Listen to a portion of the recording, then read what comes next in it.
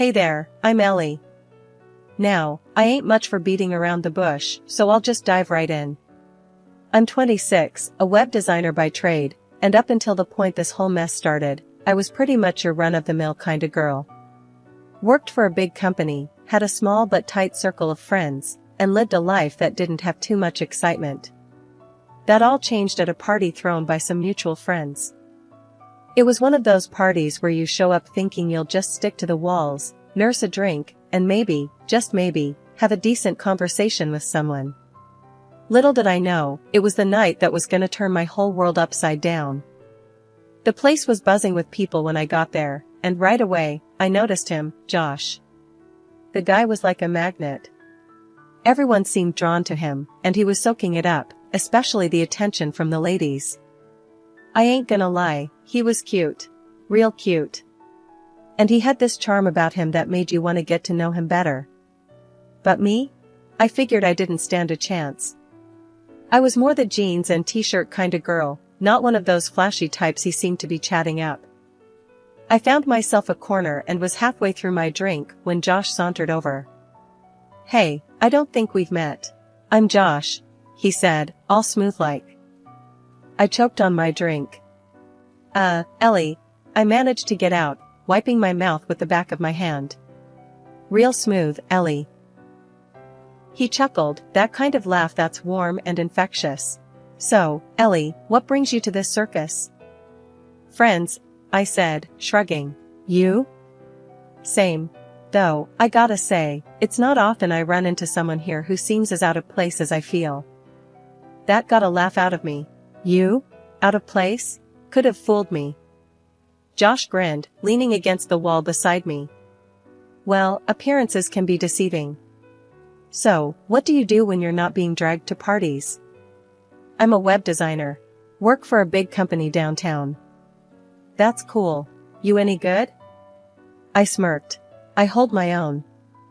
Our chat rolled on from there, easy and comfortable. He asked about my family at some point, which threw me for a loop. Most guys I met at parties wanted to talk about anything but family. Why the interest in my family? I asked, eyebrow raised. He shrugged, looking a tad uncomfortable for the first time.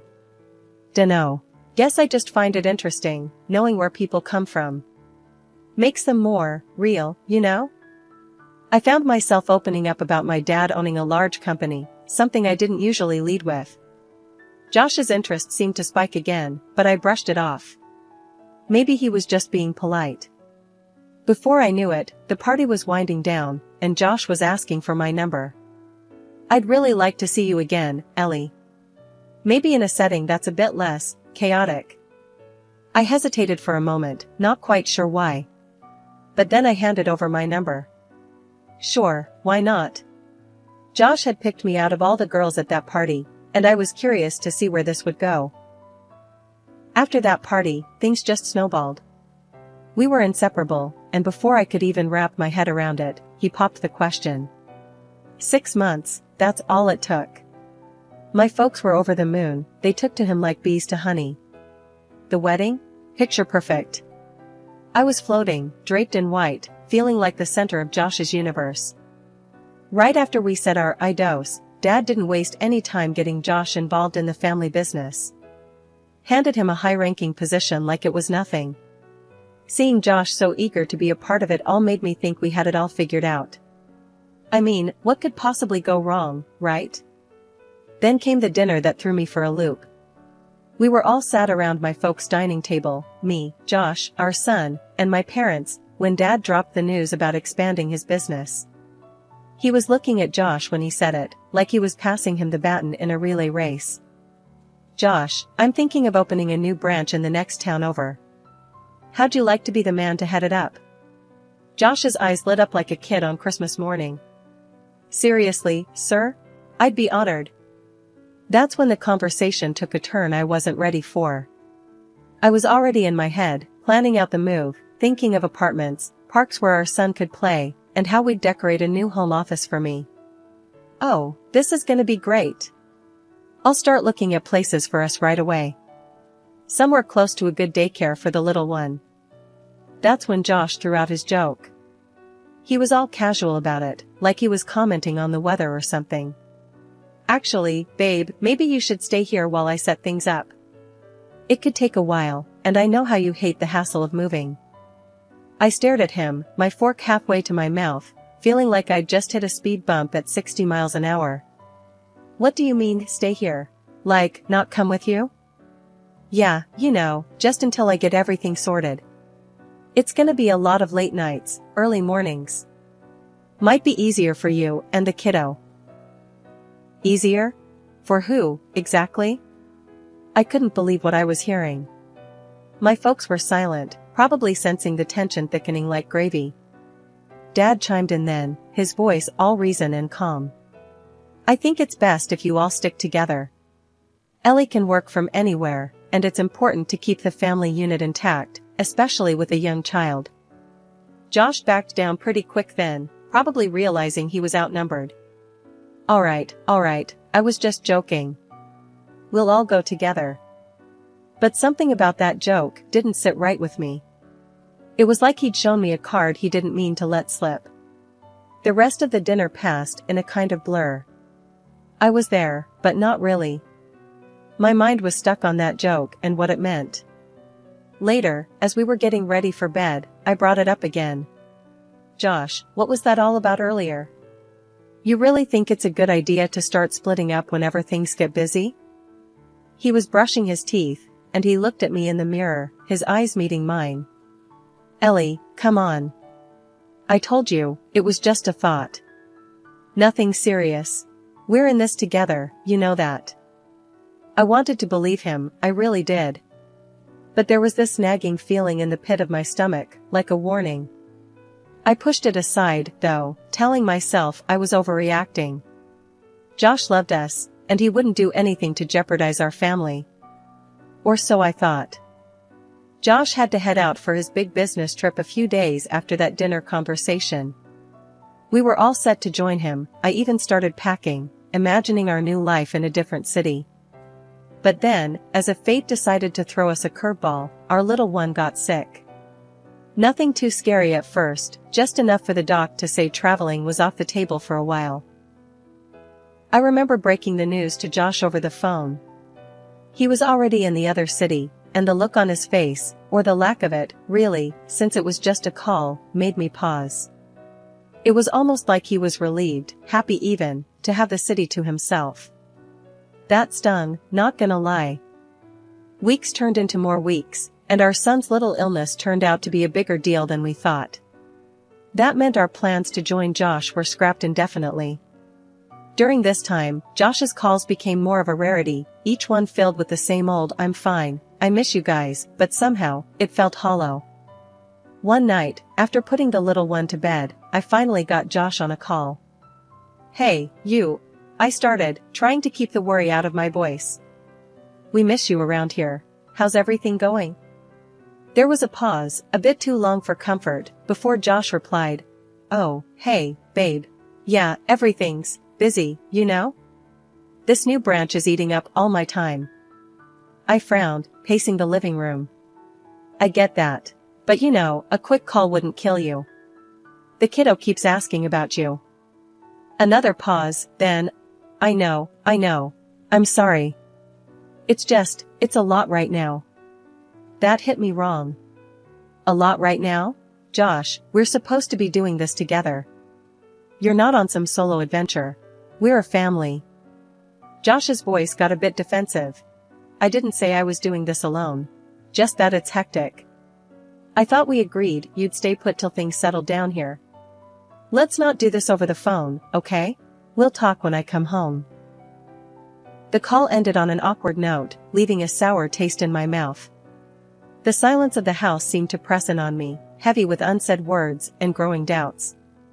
I couldn't shake the feeling that something was slipping through my fingers, something important. He made it back home once during this whole saga, and it was like having a ghost in the house. He was there, but not really. Glued to his phone, barely there even when he was sitting right in front of us. What's so important on there? I asked him one night, trying to keep the frustration out of my voice. Just work stuff, he muttered, not even bothering to look up. Gotta keep things moving at the branch, you know? But when I tried to get close, to find some comfort in his arms after all this time, he pulled away. "I've missed you," I told him, reaching out. But he just stepped back, mumbling something about being tired. That night, we didn't even share the same bed. When I asked him the next morning what was up, his excuse was he was too tired and not up for tenderness. Too tired. Not up for tenderness. Those words echoed in my head, making me wonder what the hell was happening to us. It was like he was a completely different person. Before I could dig deeper, he was off again, back to the other city, leaving me with a bunch of unanswered questions and a heart heavy with doubt. Just when I thought things couldn't get any stranger, they did.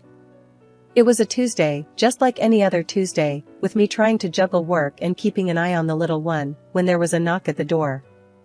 I wasn't expecting anyone, so you can imagine my surprise when I opened it to find a guy standing there, looking like he carried the weight of the world on his shoulders.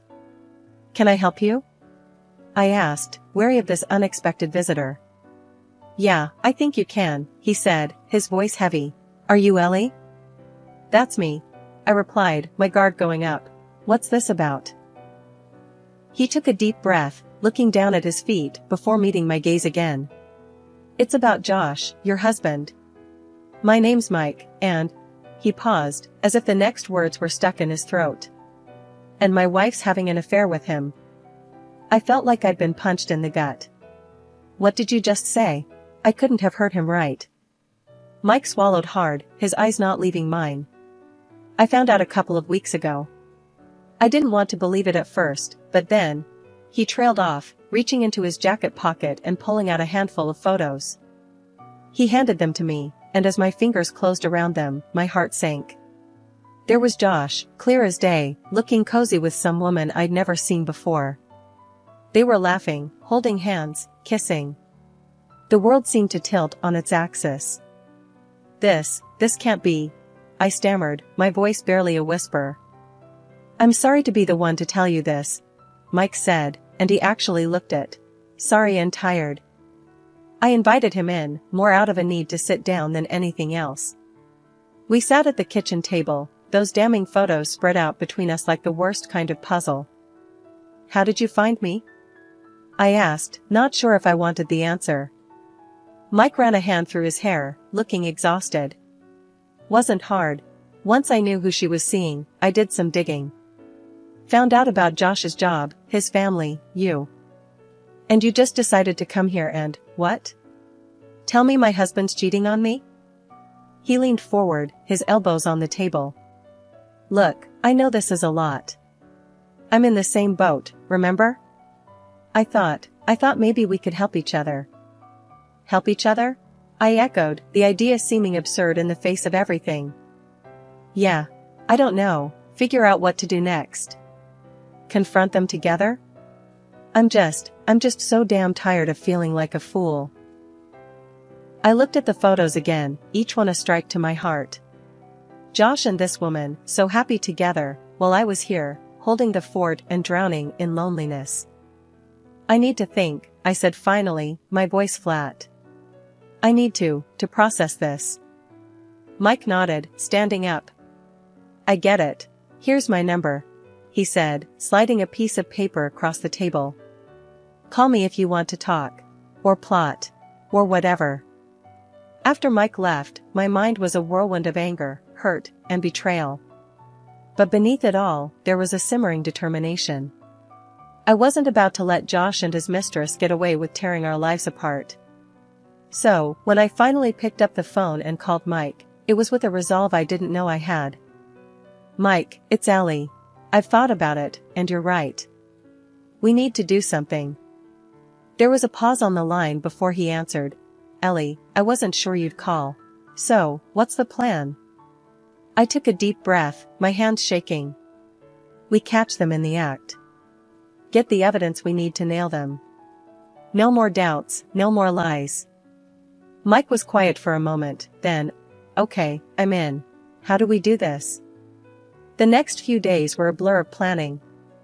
I left my baby with my parents, saying that I needed to see Josh urgently. Then I found a way to rent an apartment right next to the one where Josh was living with his mistress. It felt like something out of a spy movie, sneaking around, trying to stay under the radar. The day I moved in, Mike came over to help set things up. As we sat at the kitchen table, surrounded by boxes and surveillance equipment, Mike looked at me. "You sure about this, Ellie? There's no turning back after." I nodded, my jaw set. I've never been more sure about anything. He's not getting away with this. We spent hours setting up, going over every detail of how we'd catch them. The walls were thin, which worked in our favor, allowing us to hear nearly everything from the next apartment. The waiting was the hardest part. Days passed with little to no activity, then, finally, we heard them. Josh and his mistress, their voices carrying through the walls, laughing, talking like they didn't have a care in the world. It was nauseating. Mike and I exchanged looks, the reality of the situation sinking in. "This is it," he whispered, his hand reaching for the recorder. We captured everything, every lie, every intimate moment. It was more than enough to prove their affair, but we needed the final piece of the puzzle. We needed to catch them physically together, in the act. That opportunity came sooner than we expected. We overheard Josh ordering delivery, their casual banter about what to watch on Netflix filtering through the walls. "This is our chance," I said, my heart pounding. "You knock, pretend to be the delivery guy." Mike left, and I waited, my heart in my throat. Moments later, there was a knock at their door, followed by the surprised voices of Josh and his mistress. Walking into that apartment, my heart hammered against my ribs like it was trying to break free. Josh and his mistress were caught off guard, the surprise written all over their faces. Josh was the first to recover, though his voice shook as he spoke. "Ellie, what are you doing here?" I crossed my arms, my gaze flicking between him and the woman wrapped in a sheet on the couch. "Really, Josh? You're going to stand there and play dumb?" His mistress, now realizing who I was, tried to shrink into the couch, her eyes wide with fear. Mike stepped forward, his voice was ice cold. "We know everything, Josh. You and her," he nodded towards the woman, "have been sneaking around behind our backs." Josh's face went pale, his usual smooth charm nowhere to be seen. "Look, Ellie, I can explain." "Save it," I snapped, cutting him off. "We've got all the proof we need." "Isn't that right, Mike?" Mike held up his phone, the recordings just a tap away. "Everything. Conversations, pictures. You two didn't do a great job of covering your tracks." Josh looked desperate now, his eyes darting around the room as if looking for an escape. "Ellie, please, let's just talk about this. We can work it out." "Work it out?" I laughed, but there was no humor in it. "You think after this, we can just work it out?" The mistress suddenly erupted. "He said he never loved you. Said he was stuck in a marriage he didn't want, all because of your dad's money. That's the only reason he chose you." Her words, meant to wound, only confirmed my suspicions. I looked at Josh, really looked at him, and saw the truth. "This is over, Josh. I'll be filing for divorce. And don't think you're walking away from this without consequences. Your affair will cost you. Big time. My dad will hear about this, and yes, he will fire you," I said, my voice steady despite the storm raging inside me. Josh's face crumbled, the reality of the situation finally hitting him. "Ellie, please. We can sort this out, just don't tell him, okay?" I turned my back on him, on them. There's nothing left to say. "Come on, Mike. Let's go." Following the tumultuous confrontation, life seemed to enter a surreal phase, like walking through a dream, or more accurately, emerging from a nightmare. The first few days were a blur of legal consultations, tearful conversations with my parents, and sleepless nights spent reassessing every moment of my marriage to Josh. My dad's reaction was a mix of fury and heartbreak. "That snake," he bellowed when I told him everything. "He's out. I don't care about the legalities, he'll not work another day in my company." "Thanks, Dad," I murmured, feeling a mix of relief and sadness. Relief that my father stood by me unwaveringly, and sadness for the loss of what I once thought I had with Josh. The process of divorce was surprisingly swift, given Josh's eagerness to avoid any more public humiliation than necessary. He signed the papers without a fight, a shell of the confident man I once knew. In the weeks that followed, I threw myself into work and taking care of my son, finding solace in routine and the laughter of my little boy. He was my beacon of hope, reminding me daily that there was still joy to be found, even in the midst of pain. Josh attempted to reach out once, a text that read, "Ellie, I'm sorry, can we talk?" I stared at the message for a long time before deleting it. There was nothing left to say. The divorce was finalized quietly, without the drama I feared. I received full custody of our son and the house, while Josh was ordered to pay a substantial amount in child support and alimony. My father made good on his word, and Josh was ousted from the company, his career in shambles. Months later, as I sat in a cafe watching the rain patter against the window, I reflected on how far I'd come. The pain was still there, a dull ache in my chest, but it was mingled with a sense of pride in my resilience and a newfound independence. Mike walked in, shaking off an umbrella, and joined me at the table. "How are you holding up?" he asked, his concern genuine. "Better," I admitted, managing a small smile. "It's been a roller coaster, but I'm getting there. How about you?" He shrugged, a wry smile on his face. "Same. It's a process, right? But seeing you, it helps, knowing we both made it through the storm." We talked for hours, sharing our hopes for the future and laughing over the absurdity of our shared past. It was comforting, this new friendship forged from the ashes of our respective betrayals. The months after the divorce and Josh's departure from our lives felt like slowly waking up from a long, troubled sleep.